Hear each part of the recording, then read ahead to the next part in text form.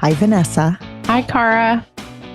I'm a banned author. Oh my goodness.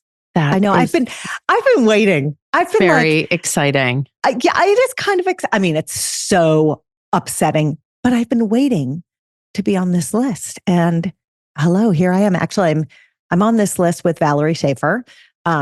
Great company to be in. The best, the original author of The Care and Keeping of You, because it is The Care and Keeping of You that has been banned. I'm sure elsewhere, if anyone knows of where else it's been banned, share it. But I got a news alert last week that Huntington Beach, which is a community very close to my home, apparently passed a very controversial measure last October.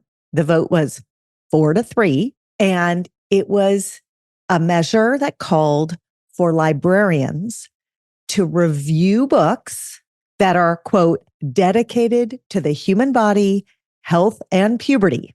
Okay. And that covered what they considered sexual content. And I'm going to read a little bit from the article that covers this.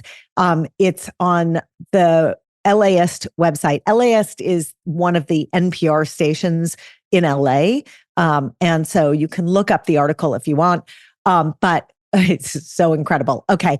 The librarians told LAist that they had been instructed to move any books out of the children's section showing body parts that typically would be covered by a bathing suit. So they call this the bathing suit rule. Okay. If that's not upsetting enough, in the first half hour, they had 41 books on their cart. Okay, now there's a picture in the article. Vanessa, do you know what the top book is in the picture? Like there's a stack of all these books. Do you know what the book on the top is? No, what? Once Upon a Potty. Oh my God. Yes.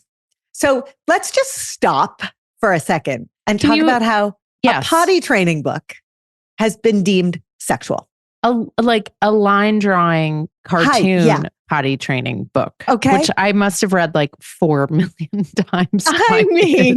Okay. So we are in good company. Other titles that had been removed included It's Perfectly Normal, Bunk Nine's Guide to Growing Up, On Your Period, and The Girl's Body Book. Okay. Can we just do a shout out to Roby Harris, who just passed away, sadly? Yeah. Let's just shout out to every one of these authors. We are all on a quest to give accessible, science-based, helpful, healthful information. And Roby Harris led the way on so much of that. Okay, now back to my rant.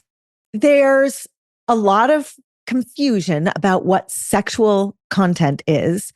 This article leans on a Wikipedia definition, which I'm not sure I would do that, but the Wikipedia definition of sexual content includes explicit and implicit sexual behavior, such as flirting, okay, or that includes sexual language and euphemism, okay? And the librarians were told to use the bathing suit rule and to apply definitions like this. And they're trying to figure it out. Why am I ranting? Like, what's the main point of my rant? It's not that we are featured in a banned book list, which, I could go on, and all hail Judy Blume, who not only was another, obviously the mother of all of these books in so many ways, right? Judy Blume, such an incredible trailblazer, but also has led the fight against banned books for many, many years. And if anyone watched the documentary about Judy Blume, you learned about her bookstore in Florida that actually carries all these banned. She's just like the best. One day I'll meet her, one day. But my rant goes here. Could these people who spend all this time and energy banning books that show body parts that we all have and ban information about how to identify those body parts, care for those body parts, keep them clean, keep them safe, and keep them away from predators? Could these people redirect their energy, please, to online porn? Because if they took all of their time and all of their venom and redirected it to the porn that is being delivered to their children on their phones or on their laptops or on their Discord servers. I think this would be a better use of the energy. Okay, I'm going to stop. Go, Vanessa. Take a deep breath. It's actually quite funny because I posted something on Instagram about how I think the way we're going to take down Pornhub is all of the fan fiction being written about the Taylor Swift, Travis Kelce Super Bowl romance. And that's actually all of that content is going to push Pornhub so far out of the consciousness. And that post got blocked. I had people trying to send that post to their children. And because I had the words Pornhub in the post, they could not share the post. Let me get this straight. So they can't block porn for kids under 18, but they can block the word Pornhub for everyone. And in a post about taking down Pornhub. Oh my God. I should add in my rant, because I'm so obviously so hot. She's not done yet. I'm not done yet. All of those books, including Once Upon a Potty, were moved to the adult book section for people over 18. It's not like they were thrown away. They were just reshelved. Moved. So good to know that my 18-year-old son can read about potty training now. Can potty train, which, I mean, for any of you who have teenage boys living in your house, you can appreciate how maybe you could have done a better job potty training based on the amount of piss all around the toilet and yet not in the toilet. So that's another conversation for another time. So let's parse this a little bit, because really what this episode is about, besides our shared indignation that a seminal, critical, beautiful, thoughtful book like The Care and Keeping of You and everything that followed, which has helped millions and millions and millions of people navigate the uncertainty and the enormous vat of questions about puberty and growing up. The fact that that is banned gets at the fear in our culture of accurately naming body parts, talking about body functions and interpersonal behaviors that relate to our bodies, and that ultimately the fact that knowledge about these things keeps people safer. And yet, in an effort, and I'm going to give people the benefit of the doubt that their goal is to keep people safe by banning these books, which obviously I don't agree with. But all of the research tells us that when kids and when people know the names of their body parts and how their bodies work and how to talk to trusted adults about their bodies, they are safer. So in an effort to, quote, keep kids safer, these people banning these books are actually making these kids less safe. I'm going to go to the very famous boob pages in The Care and Keeping of You, which were authored and illustrated by Valerie and the American Girl team. Those pages were first published in 1998, pages 44 and 45 of The Care and Keeping of You. I think those are the original page numbers. But you open it up and there are images of the Tanner stages, how breasts go from they are super flat, nothing, just nipples on a flat chest wall, to breast buds. That's stage 1, stage 2, to stage 3, to stage 4, to fully adult breasts in stage 5.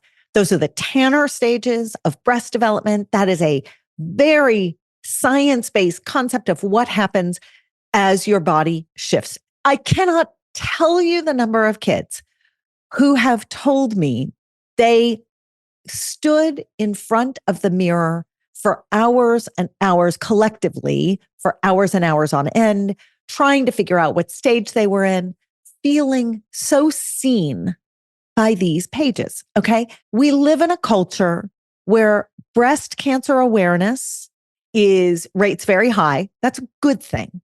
Okay. That we are very aware of a disease that, if picked up early, is treatable. And now we're going to tell young girls who have lumps in their breasts, the definition of breast buds, that they can't read a book that tells them that this is normal. And yet they can continue to grow up in a culture that is fear-based about lumps in your breast. I mean, it's like, that is one small example of the damage that is done when you pull access to good basic information away from young readers, right?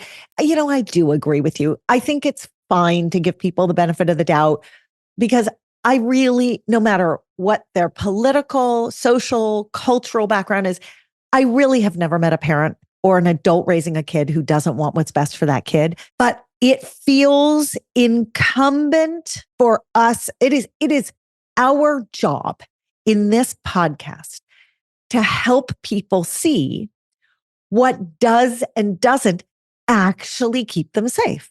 Right. And to your point, the data that is super, super clear is that information creates less stress, creates more open communication, and protects kids from predation because predators who are grooming kids do not want to have anything to do with a kid who clearly has an adult or a group of adults with whom they can have open conversations because they're going to have open conversations about that predator with those adults too. So okay, if you're of the mind that book bans are going to keep your kids safer, what else can we do, Vanessa, to hammer home the point?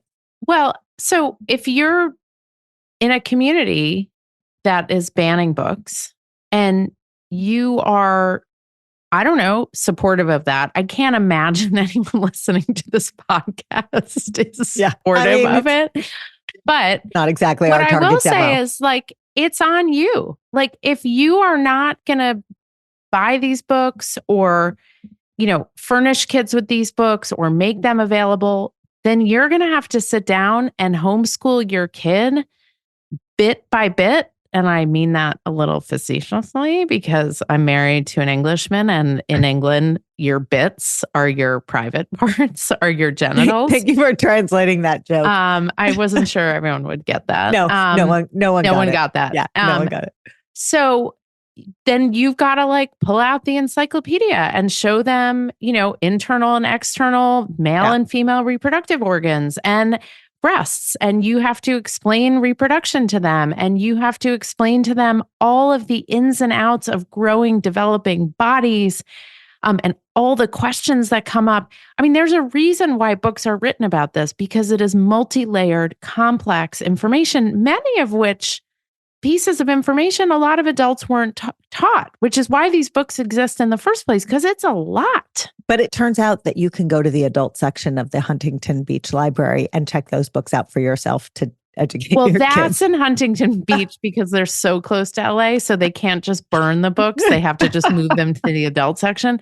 There are big parts of this country where they do not get moved to the adult section. They get shocked. Right? They get banned fully, wholly, and completely. And Cara, as we build, so many of you know that we have built this school curriculum and it's awesome. And we're so excited. We have our first school starting to use it. But what many of you... that health class, because it's called, that health class with a little bit of an eye roll.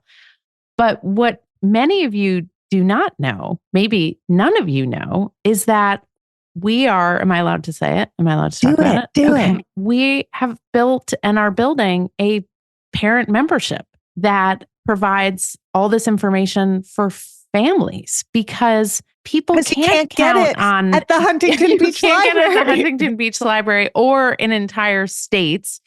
And you can't count on your school to provide this information, as well-intentioned as schools are. So we're creating it because people need this information. And one of the biggest questions we get asked, Cara, and this gets back to your original rant. There have been a few since the original, but from the original rant. What was in my coffee, huh?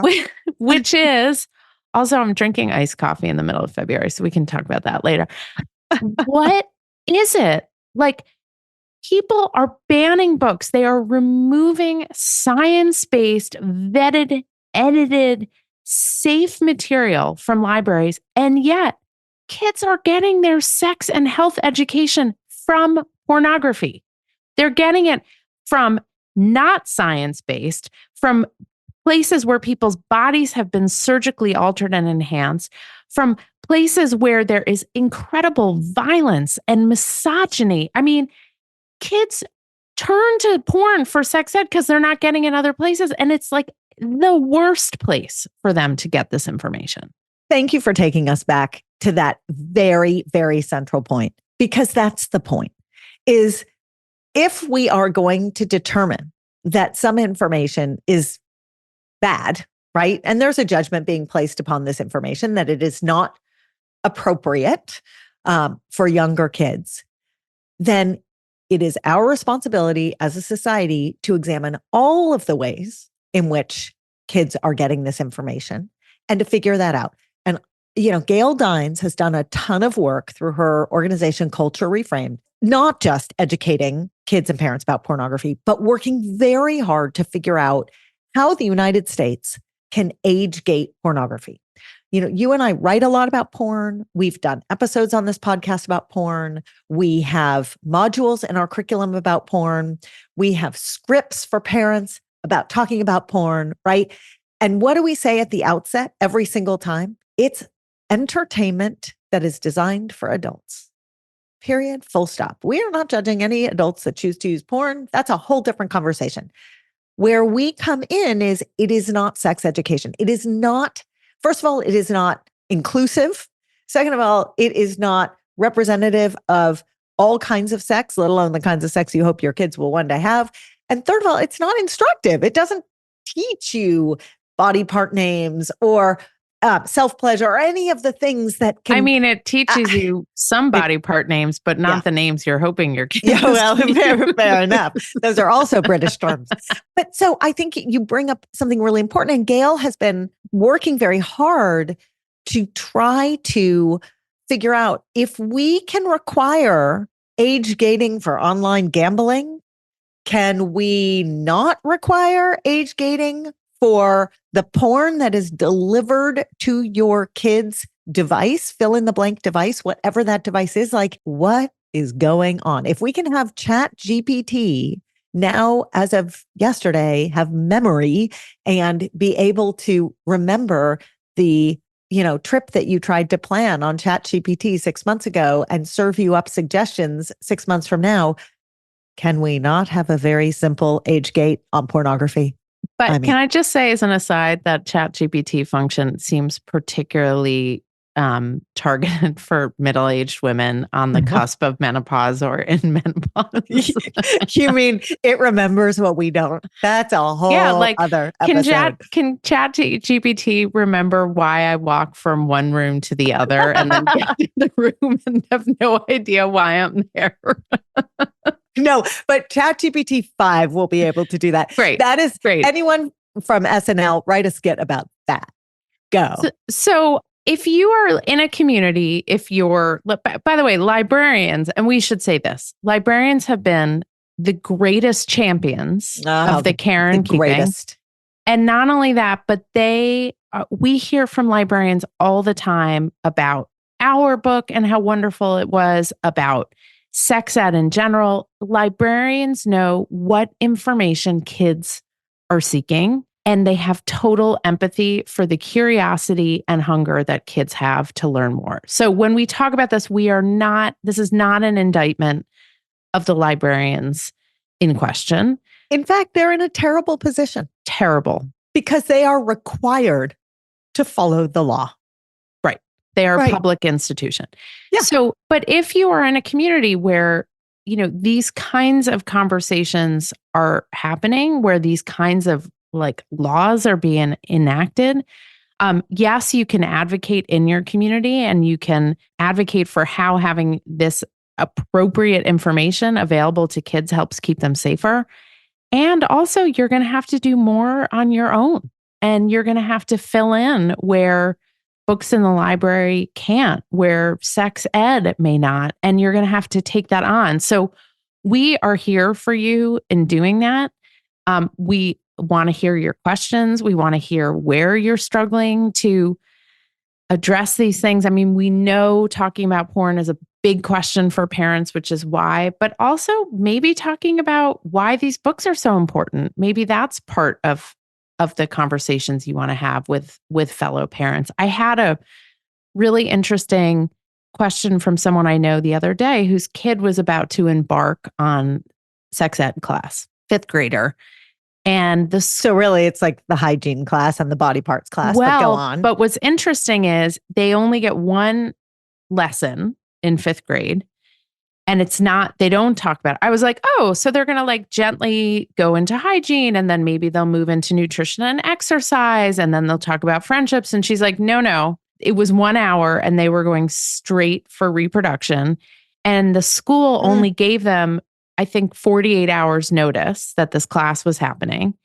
And she freaked out. Strategy. Because I understand why the school, because they're like, we don't want to deal with all these crazy parents who are like, what are you teaching my kids? Don't teach them that. I don't want them to know about that. And the school's like, no, but they have to know about that. But this mom was like, I want to have the conversation first. But then she was like, I don't know if I did it right. And I don't know if I gave him too much or not enough. So then when he came home, I was like, was it in line? Is this what, and she was so relieved to know, yes. And this is what they'd covered and she'd covered the same thing. But we are flying blind, many of us. What I love about that story, the conversation was the conversation okay? And that's a great conversation to have with a kid. Right. Like, how did I do? Tell me how it compared to what you learned. Anyone who's looking for a way into what did you learn in school today when the kids have that class, do that. That's a great way in. Yes, because then you're not like, was it fun? Because the answer's never going to be, it was fun. Did you learn so many interesting things? Okay, kid's not going to answer that. But if it's an opportunity for them to give us feedback on how we did, you bet your butt they're going to give us feedback. And so we were laughing about all of the worries and permutations that go into having these conversations and then weighing them against when you live in a larger community and the different needs and preferences and cultures and ideologies that make up any given school community. And, there I am laughing because I'm like, well, like our book is like, has so full of this that it's so funny to think about it. But this is the calculus that every family has to go through.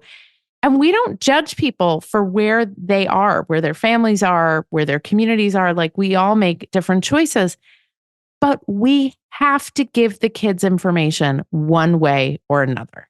And one thing that I think listeners can do is in the same way that when the book Lean In came out, they encouraged lean in circles where people talked about all this amongst themselves. Create groups of friends. Do a parent's night out, a mom's night out, whatever it's going to be, and cover some of this ground. What do you say? How did you do it? I mean, Vanessa, you and I learn every single day from people who call in or write in, from books that we read. We're interviewing someone later today who wrote a book about how we see and talk to girls in our society that I will tell you, I've read a zillion of these books. This one was like no other I'd ever read. Very excited to tease the podcast in this way. You'll have to listen in order to hear the interview, but it's like, I learned so much. And I've been doing this for a really, really long time. We learn from each other when we listen and when we open up. So have a conversation, especially if you live in Huntington Beach. Like, okay, go out and have a drink and talk about what's happening in your library and then get active.